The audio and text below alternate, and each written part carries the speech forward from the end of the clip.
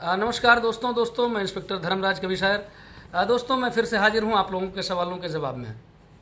तमाम सवाल मार दुनिया भरे के अतरे सवाल की आदमी हैराने हो जाए यार, लेकिन चलो नीक लागत है।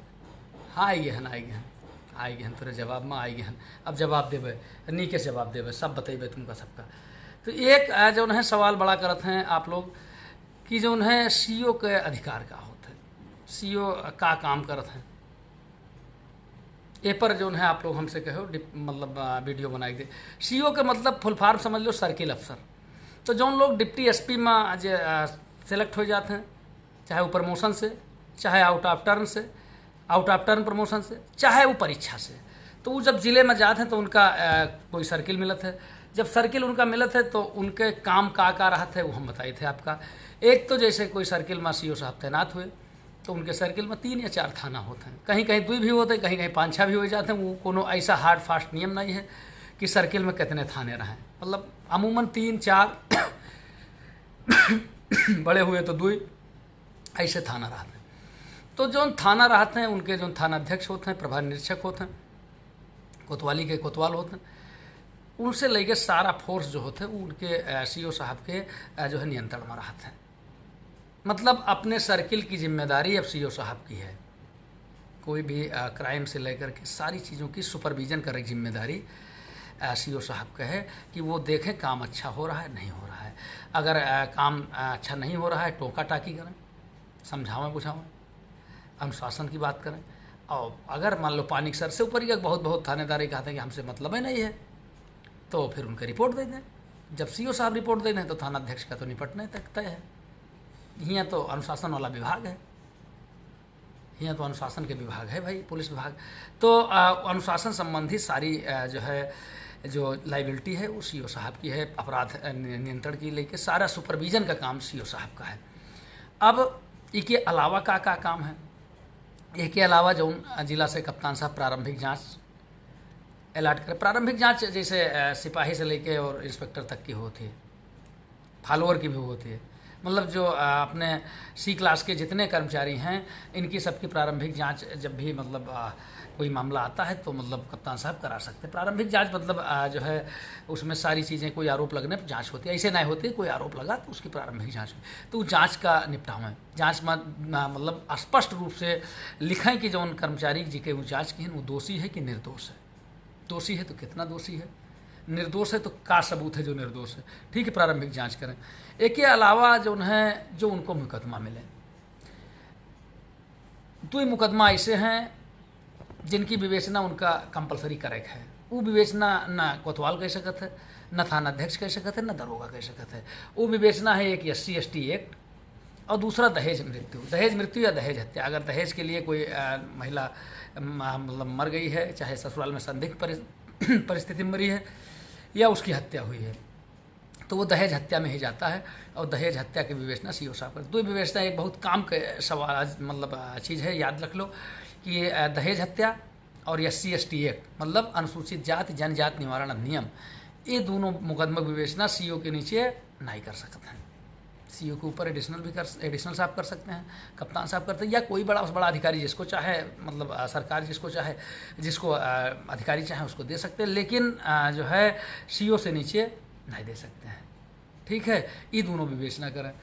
एक के अलावा जो है जो उनके थाना है, समय समय पर थाने का मुआयना करें। मुआयना 2 मेर होते हैं, एक होता है आकस्मिक मुआयना, एक होता है जो है छमाही तिमाही या सालाना मुआयना। तो जो छमाही तिमाही या सालाना मुआयना होता है ओमा पहले से डेट दी जाते है कि ई तारीख में हम तुम्हारे थाने पैबे। हमें लोग का डेट सीओ साहब भेज देते हैं कि भाई ये तारीख में हम तुम्हारे थाने पैबे मुआयना करे के लिए। तो मुआयना का मतलब ये कि फिर शस्त्रन के साथ साफ सफाई, रजिस्टर जो है कंप्लीट करना और जो है विवेचनाओं का निस्तारण, ये सारा कुछ जो है असलहे कारतूस थाने पूरे हैं कि नहीं हैं। कई बाजी नहीं ऐसा होता है कि माल खाना में से माल गायब हो गया तो पता लगा दीवान जी को दूसरे को मतलब आज होरम धाई देनी है और वही में दिक्कत हो लगे। तो कहे मतलब ये चीज़ के मुआयना वो करत हैं।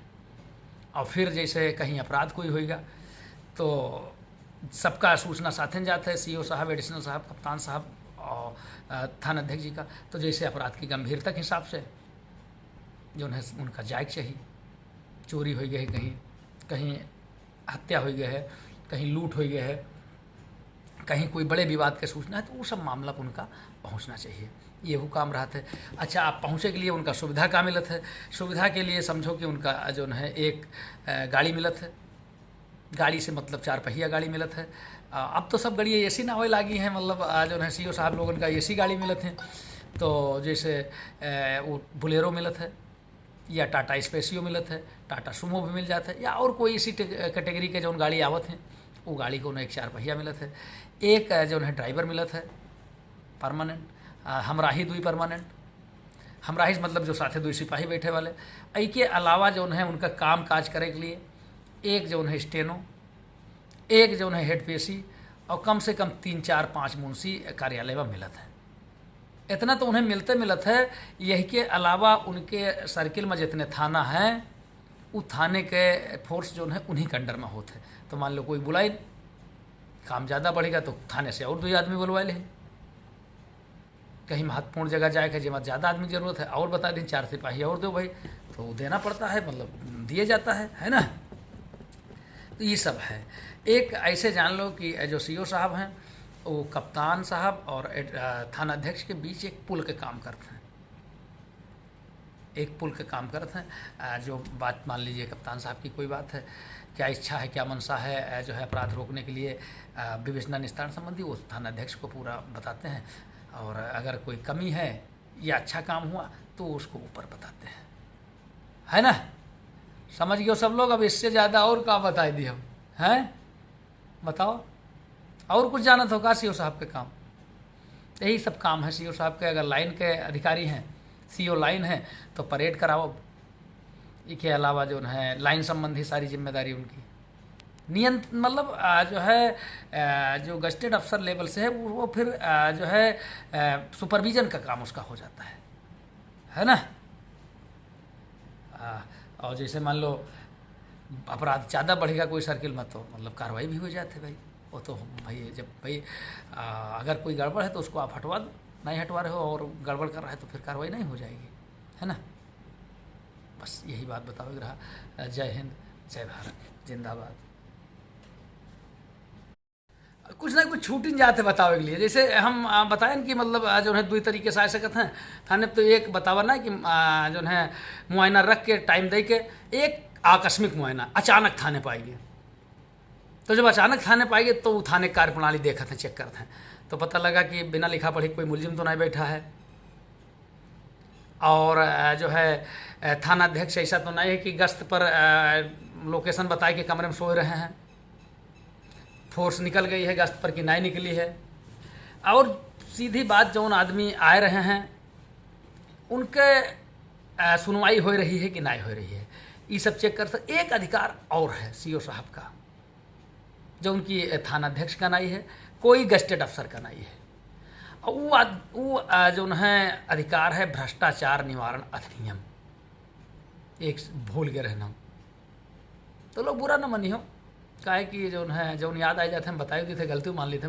एक भ्रष्टाचार निवारण अधिनियम होते जिसमें जो है विवेचना करे का अधिकार सीओ साहब का है। नीचे अधिकारी, नीचे अधिकारी यशो थाना अध्यक्ष दरोगा नहीं है। भ्रष्टाचार निवारण अधिनियम के मतलब जब कोई करप्शन के मामला कोई आरोप लागत है, इसके अलावा मौके पर वो ट्रैप भी कह सकते हैं।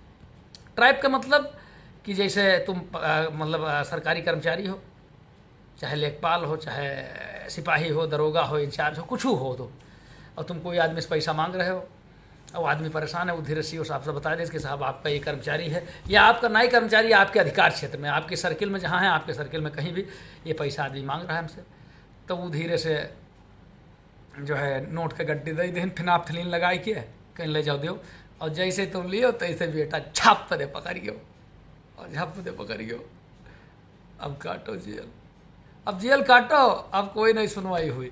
तो हम जितना जानी थे उस हिसाब से 3 चीज़ जो है विवेचना उसी साहब के नीचे नहीं हो सकते हैं। एक तो भ्रष्टाचार निवारण अधिनियम, दूसरी SC/ST एक्ट, और तीसर दहेज हत्या। भ्रष्टाचार निवारण हम भूल गए रहे, चलो लेकिन बुरा न मानो, है ना। ठीक, अब फाइनली जिंदाबाद, जय हिंद।